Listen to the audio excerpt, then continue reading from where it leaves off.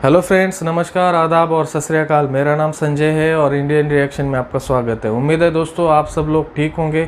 और आज हम जिस वीडियो पे रिएक्शन देने वाले वीडियो बहुत ही इंटरेस्टिंग होने वाला है, क्योंकि वीडियो मुंबई के जो टॉप 10 डॉन्स है उनके ऊपर है। आपने हमेशा मुंबई के डॉन्स के बारे में सुना होगा, कुछ न्यूज़ में आ जाता है, कई उन पे फिल्में भी बनी है, मूवीज़ भी बनी है और कई सीरियल्स भी बने हैं। तो आज हम जानने की कोशिश करेंगे कि मुंबई के ऑल टाइम 10 डॉन कौन थे। तो वीडियो पे जाने से पहले अगर आपने चैनल को सब्सक्राइब नहीं किया है तो प्लीज़ चैनल को सब्सक्राइब करें, वीडियो को लाइक करें और साथ में बेल आइकन का बटन है उसको प्रेस करना ना भूलें। तो पहले वीडियो देख लेते हैं, बातें उसके बाद में कर लेंगे। Let's start. दोस्तों, इस वीडियो में हम आपको मुंबई के टॉप 10 माफिया डॉन के बारे में बताने वाले हैं। दोस्तों, आपको बता दें कि इसमें से ज़्यादातर डॉन को या तो मुंबई पुलिस ने गिरफ्तार करके सलाखों के पीछे डाल दिया है, या फिर ये डॉन मुंबई पुलिस द्वारा किए गए एनकाउंटर में मारे जा चुके हैं। जो डॉन अभी भी फरार है, मुंबई पुलिस उन्हें पकड़ने में जुटी हुई है। दोस्तों, अगर आपको लगता है कि इस लिस्ट में किसी का नाम छूट गया तो आप हमें कमेंट करके ज़रूर बताएं। हम जब कभी भी इस वीडियो का पार्ट 2 बनाएंगे तो आपके द्वारा कमेंट किए गए नामों को ज़रूर शामिल करेंगे। दोस्तों, इस लिस्ट में 10वें नंबर पर नाम आता है अंडरवर्ल्ड डॉन रवि पुजारी का। इसका जन्म कर्नाटक के बेंगलुरु में हुआ था। इस पर हत्या के प्रयास और फिरौती के कुल 200 से भी ज़्यादा आपराधिक मामले दर्ज हैं। शुरुआती दिनों में यह छोटा राजन के लिए काम करता था, लेकिन 1993 मुंबई बम धमाकों के बाद जब छोटा राजन दाऊद से अलग हुआ, उसी समय रवि पुजारी भी छोटा राजन से अलग होकर खुद की गैंग बना ली और इसके बाद इसने फिरौती, ब्लैकमेल और रंगदारी को अपना मुख्य व्यवसाय बना लिया। आपको बता दें कि इस पर बॉलीवुड सितारों से फिरौती मांगने के भी कई मामले दर्ज हैं। दोस्तों, इसके बाद लिस्ट में 9वें नंबर पर नाम आता है टाइगर मेमन का। आपको बता दें कि 1993 मुंबई बम धमाकों में इसकी मुख्य भूमिका थी। सालों से इंटरपोल तथा सीबीआई इसकी तलाश में जुटी हुई है, लेकिन दोनों के ही पास सिवाय इसकी एक तस्वीर के अलावा पाकिस्तान में आपको बता दें कि जब वर्ष 2015 में इसके छोटे भाई याकूब मेमन को 1993 में ब्लास्ट के आरोप में फांसी दी गई थी, तो इसने अपने भाई की फांसी का बदला लेने के लिए पुलिस को धमकी भी दी थी। खुफिया एजेंसियों के सूत्रों के मुताबिक वर्तमान में यह पाकिस्तान के कराची में आईएसआई की सरपरस्ती में रह रहा है। यह अपना ज़्यादातर समय दुबई और पाकिस्तान में बिताता है। दोस्तों, इसके बाद लिस्ट में 8वें नंबर पर नाम आता है छोटा राजन का। इसका जन्म 1968 में मुंबई के चेंबूर की तिलक नगर बस्ती में हुआ था। महज 10 साल की उम्र में ही इसने टिकट ब्लैक करना शुरू कर दिया था। शुरुआती दिनों में यह बड़ा राजन के लिए काम करता था, लेकिन बड़ा राजन की मौत के बाद यह गैंग का मुखिया बन गया। इसी दौरान अंडरवर्ल्ड डॉन दाऊद इब्राहिम से इसके संबंध बन गए और यह हत्या, तस्करी और फिल्म फाइनेंस के धंधे में उतर गया। इसके बाद यह दाऊद के साथ मिलकर भारत ही नहीं बल्कि पूरी दुनिया में गैर कानूनी काम करने लगा, लेकिन 1993 मुंबई बम ब्लास्ट के बाद यह दाऊद से अलग हो गया। दोस्तों, इस लिस्ट में 7वें नंबर पर नाम आता है वरदराजन मुदालियर का। इसका जन्म 1926 में मद्रास प्रेसिडेंसी थूथुकुडी में हुआ था। यह छोटे मोटे काम कर तंग आ चुका था और इसी वजह से ज़्यादा पैसा कमाने की चाह में यह 34 साल की उम्र में अपना घर छोड़कर मुंबई आ गया। मुंबई आने के बाद इसे कोई अच्छा काम नहीं मिला। इसी वजह से यह वीटीसी स्टेशन पर एक कूली के रूप में काम करने लगा और इसकी किस्मत का तारा यहीं से चमका जब इसकी मुलाकात एक शराब तस्कर से हुई। देखते ही देखते यह अवैध शराब तस्करी के धंधे का बादशाह बन गया और मुंबई के लोग इसे वर्दा भाई के नाम से जानने लगे। दोस्तों, इसके बाद इस लिस्ट में 6वें नंबर पर नाम आता है अबू सलेम का। इसका जन्म 1968 में आजमगढ़ जिले के सरायमीर गांव के एक निम्न मध्यम वर्गीय परिवार में हुआ था। इसके पिता पेशे से वकील थे, किंतु बचपन में ही पिता की सड़क दुर्घटना में मृत्यु हो जाने के बाद घर संभालने की जिम्मेदारी अबू सलेम के कंधों पर आ गई और वह मैकेनिक का काम करने लगा। हालांकि इसी बीच इंटरमीडिएट की पढ़ाई पूरी करने के बाद इसने अपना घर छोड़ दिया और दोबारा कभी लौट कर नहीं आया। घर से भागने के बाद पहले इसने दिल्ली का रुख किया और कुछ समय वहां टैक्सी चलाने के बाद यह मुंबई चला गया। आपको बता दें कि मुंबई जाने के बाद इसने कई छोटे मोटे काम किए और इसके बाद यह रियल एस्टेट ब्रोकर के तौर पर काम करने लगा। रियल एस्टेट ब्रोकर बनने के दौरान ही मुंबई में माफिया लोगों से इसकी पहचान हुई और यह जुर्म की दुनिया में उतर गया।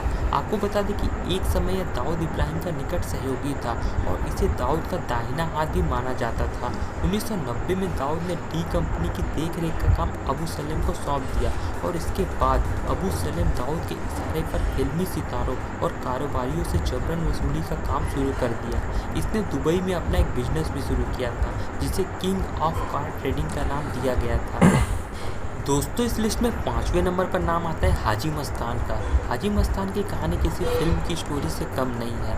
अपना बचपन बेहद गरीबी में गुजारने वाला मस्तान जब अमीरी की सीढ़ियां चढ़ा तो ऐसी ऊंचाई पर पहुंचा जहां पहुंचना किसी के लिए भी संभव नहीं था। किसने सोचा था कि साइकिल मरम्मत की दुकान चलाने वाला मस्तान एक दिन लंबी गाड़ियों में घूमेगा और पूरी बम्बई पर राज करेगा। कहा जाता है कि मस्तान डॉन जरूर था लेकिन उसने कभी गोली नहीं चलाई और ना ही किसी की जान ली। ऐसा नहीं था कि वह अहिंसावादी था लेकिन वह यह सब काम अपने आदमियों से करवाता था। दोस्तों हाजी मस्तान मूलतः तमिलनाडु का रहने वाला था लेकिन 8 साल की उम्र में ही यह अपने पिता के साथ मुंबई आ गया था। मुंबई आने के बाद इन्होंने एक साइकिल रिपेयरिंग की दुकान खोली और कई सालों तक साइकिल रिपेयरिंग की दुकान में काम करने के बाद हाजी मस्तान डाक में कुली बन गया। यहीं पर इसकी दोस्ती एक अरब से हुई जो तस्कर था। जब एक मामले में वो तस्कर जेल गया तो उस तस्कर की एक पेटी हाजी मस्तान के पास रखी हुई थी। जब वह तस्कर जेल से लौटा तो मस्तान ने उसकी पेटी खोली भी नहीं थी। इस बात से खुश होकर उस तस्कर ने पेटी में रखा आधा सोना हाजी मस्तान को दे दिया और उसे अपने तस्कर के धंधे का पार्टनर बना लिया। दोस्तों इस लिस्ट में 4थे नंबर पर नाम आता है करीम लाला का। इसका असली नाम अब्दुल करीम शेख खान था। इसका जन्म 1911 में अफगानिस्तान के कुरान प्रांत में हुआ था। इसका परिवार काफ़ी संपन्न था जो कि कारोबारी व्यवसाय से ताल्लुक़ रखता था। ज़िंदगी में ज़्यादा कामयाबी हासिल करने की चाह ने इसे हिंदुस्तान की तरफ जाने के लिए प्रेरित किया। इसी वजह से 21 साल की उम्र में यह भारत आ गया। इसने मुंबई में अपना कारोबार शुरू कर दिया। उस समय किसी ने सोचा भी नहीं था कि एक दिन करीम लाला मुंबई का सबसे बड़ा माफिया गैंगस्टर बन जाएगा। करीम लाला ने मुंबई में दिखाने के लिए तो कारोबार शुरू कर दिया था लेकिन वास्तव में वह इस कारोबार की आड़ में हीरे और जवाहरात की तस्करी करने लगा। 1940 तक इसने इस काम में एक तरफा पकड़ बना ली थी। आगे चलकर इसे तस्करी के धंधे में किंग के नाम से मशहूर हो गया था। इसके बाद इसने मुंबई में कई जगहों पर शराब और जुए के अड्डे भी खोल दिए। इसका काम और नाम दोनों ही बढ़ता जा रहा था। उन दिनों मुंबई में हाजी मस्तान और वरदराजन भी काफ़ी सक्रिय थे। तीनों ही किसी से कम नहीं थे, इसलिए तीनों ने मिलकर काम और इलाके बांट लिए थे। हाजी मस्तान करीम लाला को असली डॉन के नाम से जानता था। दोस्तों इस लिस्ट में 3रे नंबर पर नाम आता है अरुण गौली का। इसका जन्म महाराष्ट्र के अहमदनगर के कोपर गांव में हुआ था। वर्ष 1970 में अरुण गौली ने जुर्म की दुनिया में कदम रखा और रमा नायक और बाबू रेसिम की गैंग बायकुल्ला कंपनी में शामिल हो गया। वर्ष 1988 में पुलिस ने रमा नायक को एक एनकाउंटर में मार गिराया। इस एनकाउंटर के बाद अरुण गौली ने बायकुल्ला कंपनी की कमान अपने हाथों में ले ली। गौली का मानना था कि जिस एनकाउंटर में रमा नायक की मौत हुई थी उस एनकाउंटर की योजना दाऊद इब्राहिम ने बनाई थी। इस वजह से गौली गैंग और दाऊद गैंग के बीच गैंगवार शुरू हो गई। वर्ष 1988 से 1990 के बीच दाऊद की डी कंपनी गैंग और गौली गैंग के बीच भीषण गैंगवार की शुरुआत हो गई। उस समय गौली गैंग काफ़ी खतरनाक थी जिसकी वजह से डी कंपनी के बहुत से गैंगस्टर जैसे सरस सेट्टी, छोटा राजन और छोटा शकील डर की वजह से मुंबई छोड़कर भाग गए थे। आपको बता दें कि क्रिमिनल गतिविधियों के लिए गौली को कई बार गिरफ्तार भी किया गया और कई बार इसे लंबे समय तक जेल में भी रहना पड़ा था, लेकिन ज़्यादातर केसों में पर्याप्त सबूत के अभाव में उसे छोड़ दिया जाता था। लेकिन अंततः शिवसेना लीडर कमलाकर की हत्या के आरोप में कोर्ट ने गौली को दोषी करार देते हुए सजा सुना दी थी। दोस्तों इस लिस्ट में 2रे नंबर पर नाम आता है मन्या सुर्वे का। इसने मुंबई के कीर्ति कॉलेज से ग्रेजुएशन किया था और जब इसने अपराध की दुनिया में कदम रखा तो इसने अपने साथ पड़े कुछ दोस्तों को भी अपनी गैंग में शामिल कर लिया। मन्या को अपराध की दुनिया में उसके सौतीले भाई भार्गव दादा ने लाया था। उस समय भार्गव दादा का उस इलाके में काफ़ी दहशत थी। मन्या सुर्वे ने भार्गव दादा के साथ मिलकर 1969 में किसी डांडेकर का मर्डर कर दिया था। इस कत्ल के आरोप में मन्या सुर्वे को गिरफ्तार कर लिया गया और इसी केस में उसे आजीवन कारावास की सजा सुनाई गई थी। सजा के बाद मन्या सुर्वे को मुंबई के बजाय पुणे की जेल में रखा गया था। लेकिन सज़ा दिए जाने से मन्या सुरवे सुधरने की बजाय और ज़्यादा खूंखार हो गया। जेल में बंद डॉन सुहास भटकर के छोकरों को पीटने और मारने लगा। इससे जेल प्रशासन उससे परेशान होकर उसे वहां से निकालकर रत्नागिरी जेल में शिफ्ट कर दिया। नाराज मन्या सुरवे ने वहां भूख हड़ताल कर दिया और तबीयत बिगड़ने पर उसे एक सरकारी अस्पताल में भर्ती कराया गया, जहां वह मौका मिलते ही फरार हो गया। वहां से फरार होने के बाद मन्या सुरवे मुंबई आ गया और नए सिरे से गैंग का निर्माण किया और सैकड़ों वारदातों को अंजाम दिया। दोस्तों, इस लिस्ट में पहले नंबर पर नाम आता है मुंबई बम ब्लास्ट के मास्टरमाइंड दाऊद इब्राहिम का। इसका जन्म 1955 में महाराष्ट्र के रत्नागिरी में हुआ था। इसका रियल नेम शेख दाऊद इब्राहिम कसकर है। इसके पिता मुंबई में हवलदार थे। स्कूल के दिनों में बुरी संगति में पढ़कर इसने चोरी, डकैती और तस्करी करना शुरू कर दिया, जिससे परेशान होकर इसके घर वालों ने इसकी शादी करा दी। लेकिन यह फिर भी नहीं सुधरा और जुर्म की दुनिया में आगे बढ़ता चला गया। उन दिनों मुंबई में underworld don Karim Lala gang का राज हुआ करता था। दाऊद भी इस गैंग में शामिल हो गया और कई वारदातों को अंजाम दिया। आपको बता दें कि 80 के दशक में चोरी और तस्करी करने वाला दाऊद जुर्म की दुनिया का बड़ा नाम बन गया था और इसी के साथ वह फिल्म, फाइनेंस और सट्टेबाजी का काम भी करने लगा था। इसी दौरान इसकी मुलाकात छोटा राजन से हुई और दोनों मिलकर भारत ही नहीं बल्कि भारत के बाहर भी अपने धंधों को फैला दिया। मुंबई और दुबई के बीच इनके गुनाहों की तूती बोलने लगी। इसी दौरान 1993 मुंबई ब्लास्ट के बाद दाऊद और छोटा राजन अलग हो गए। दोनों ने भारत छोड़ दिया। भारत छोड़ने के बाद दाऊद पाकिस्तान में रहकर वहीं से भारत के खिलाफ साजिश रचना शुरू कर दिया। भारतीय खुफिया एजेंसियां लगातार दाऊद को पकड़ने में जुटी हुई हैं। दोस्तों, तो ये थे मुंबई के टॉप 10 डॉन। अगर आपको लगता है कि इस लिस्ट में किसी का नाम छूट गया है तो आप हम तो फ्रेंड्स, ये था वीडियो। बात करेंगे करीम लाला और हाजी मस्तान की। पहले ये लोग ऐसे थे, उस टाइम पे ज़्यादा गोलीबारी या फिर ये करने की ज़रूरत नहीं पड़ती थी, क्योंकि एक तरफा राज था। उनके आगे ज़्यादा लोग नहीं थे पर उनके बराबरी का कोई नहीं था। उसके बाद स्टार्ट हुआ वर्दा राजन का गैंग और बहुत सारे गैंग आए, नए नए छोटे मोटे गैंग थे और फिर उनमें अपना अपना एरिया के लिए इनकाउंटर्स होने शुरू हो गए। पहले पुलिस इनकाउंटर नहीं करती थी। पुलिस की एक स्ट्रेटजी होती थी कि वो कांटे से कांटा निकालते थे, खुद ही इनकाउंटर नहीं करते थे। एक गैंग से दूसरे गैंग का इनकाउंटर करवाते थे और एक गैंग को सपोर्ट करते थे। इस टाइप की स्ट्रेटजी से पुलिस करती थी। पर इसमें कुछ बाद में ऐसा होने लगा कि पुलिस को भी मारने लगे। ये जो माफियाज थे वो पुलिस को भी कुछ भी नहीं समझने लगे थे। इस तरीके की दहशत हो गई थी। बाद में कुछ घटनाएं ऐसी हुई, मैंने इसके पहले वीडियो में भी बताया कि कुछ घटनाएं ऐसी हुई कि इसमें पुलिस को बहुत शर्मसार होना पड़ा सारी बातों में। और उसके बाद फिर पुलिस को फ्री हैंड दिया गया और पुलिस ने फिर लिस्ट बना के इनकी ठुकाई शुरू कर दी और इनकाउंटर का सिलसिला शुरू हुआ। इसमें सबसे ज़्यादा जो पढ़ा लिखा था वो था मन्या सुरवे। मन्या सुरवे ऑलरेडी ग्रेजुएट था और अपने कॉलेज लाइफ में बहुत ही एक ब्रिलियंट जीनियस स्टूडेंट हुआ करता था। उसके भाई डॉन था पर इतना बड़ा डॉन नहीं था। उसके भाई की जिससे दुश्मनी थी उसको मारने की कोशिश की गई, उसके भाई को। और उसके भाई को बचाने की कोशिश में उन दोनों से जो दूसरा आदमी था जिसका नाम दांडेकर था वो मारा गया। उसके बाद मन्या सुरवे रियल में इस क्या बोलते गुंडागर्दी की लाइफ में उतर गया। और जब वो उतरा तो उसकी दहशत इस तरीके से थी कि उससे पुलिस भी डरती थी और दाऊद इब्राहिम सब लोग डरते थे मन्या सुरवे से, क्योंकि उसने दाऊद के भाई को भी मारा था। वो भी उसके एरिया में जाके मारा था और वो किसी से भी नहीं डरता था।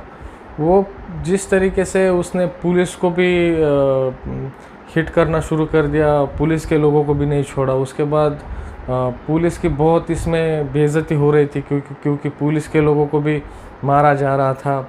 बाकी लोग वो इस तरीके से क्राइम कर रहा था कि मतलब बोल सकते हैं आप कि किसी का खौफ ही नहीं था उसको। इस तरीके से क्राइम कर रहा था। उसके बाद लोग कहते हैं कि दाऊद के इशारे पे उसका इनकाउंटर हुआ। उस टाइम पुलिस को बहुत सारे ऐसे लोग थे जिनका इनकाउंटर पुलिस कर सकते थे, पर उसका ही पहले किया गया क्योंकि उसने पुलिस वालों को भी मारा था उससे पहले। तो इसलिए पुलिस ने पहले उसको चुना और उसको पहला इनकाउंटर मुंबई में पुलिस के ज़रिए मनोहर सुर्वे का हुआ था। उसके बाद दाऊद और छोटा राजन, दाऊद और छोटा राजन का इतना दबदबा था एक टाइम पे, पर दाऊद ने मुंबई में बॉम्ब ब्लास्ट किए और उसके बाद दाऊद और छोटा राजन में दुश्मनी शुरू हो गई और छोटा राजन के ऊपर बहुत बार हमले हुए, मरते मरते बचे, उनको गोलियां भी लगी। उसके बाद वो बच गया।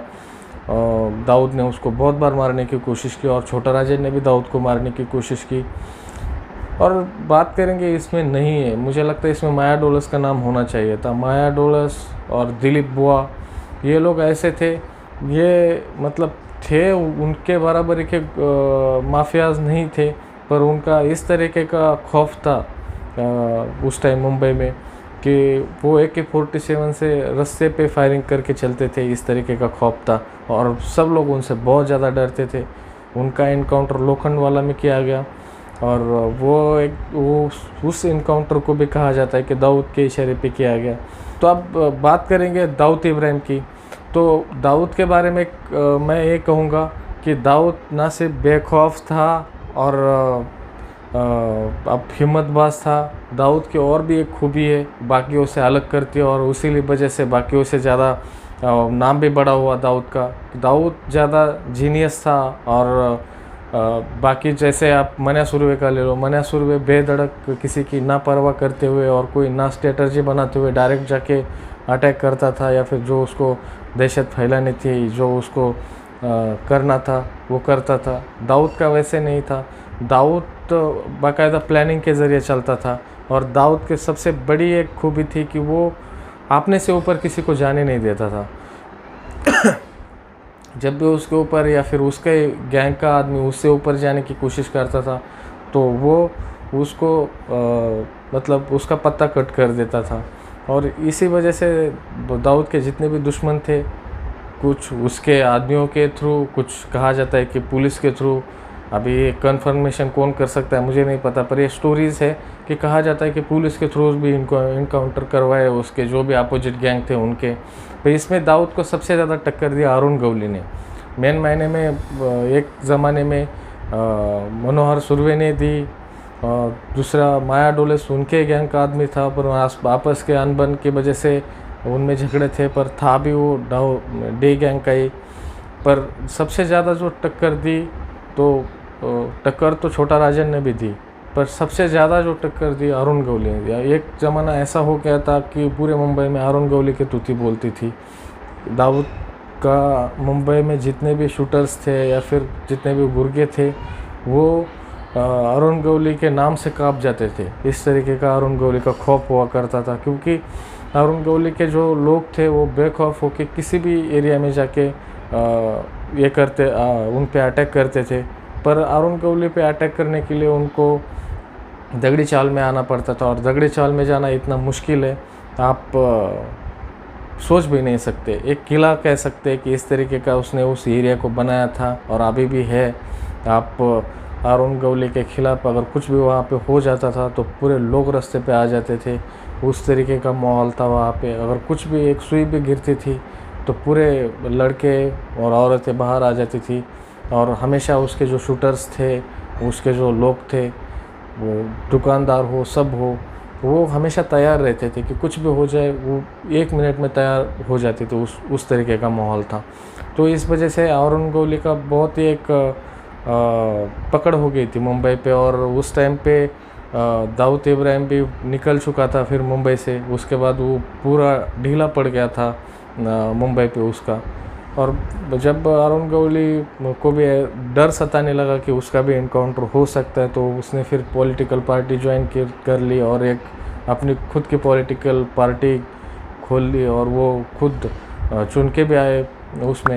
तो ये था पूरा वीडियो फ्रेंड्स। आपको कैसा लगा मुझे कमेंट बॉक्स में ज़रूर बताइए। मिलते हैं अगले वीडियो में, तब तक अपना ख्याल रखिए और जाते जाते चैनल को सब्सक्राइब ज़रूर करें। जय